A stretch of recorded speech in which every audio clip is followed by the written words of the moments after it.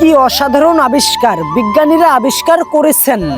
যেই পিঁপড়া শীতের জন্য প্রয়োজনীয় শস্য এবং বীজ সংগ্রহ করার পরে তাদের ঘরে সংরক্ষণ করার আগে বীজগুলি অর্ধেক করে ফেলে, কারণ অর্ধেক করে ভেঙে ফেলা বীজগুলি আর অঙ্কুরিত হতে পারে না। এমনকি বৃষ্টির মধ্যেও এবং সবচেয়ে নিখুঁত অঙ্কুরিত অবস্থানের মধ্য দিয়েও। কিন্তু বিজ্ঞানীরাও হতবাক যখন তারা আবিষ্কার করেন যে পিঁপড়ার ঘরে জমে থাকা ধানের বীজ 2 টুকরো না হয়ে 4 টুকরো হয়েছে।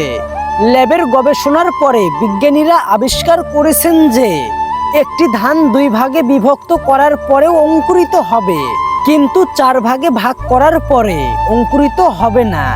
তাহলে এই ক্ষুদ্র ক্ষুদ্র প্রাণীগুলো কিভাবে এত সব জানে?